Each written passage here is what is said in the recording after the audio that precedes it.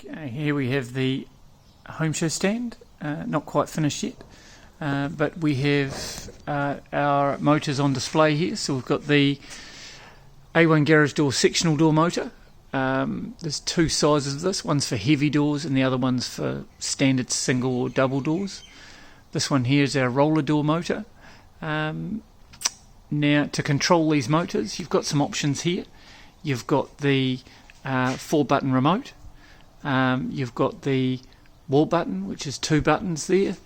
You can operate the motors using cell phone, and you can also operate the motors using an external keypad. So that would go on the outside of the house. Up here, we've got a Wi-Fi camera, and that can be very handy if you've got phone connectivity and you're allowing people into the house. And this has audio as well, so you can talk to people, or if you're getting a parcel dropped off into your garage, that can be very handy tool. So we're going to be using this to demonstrate our motors at the home shows.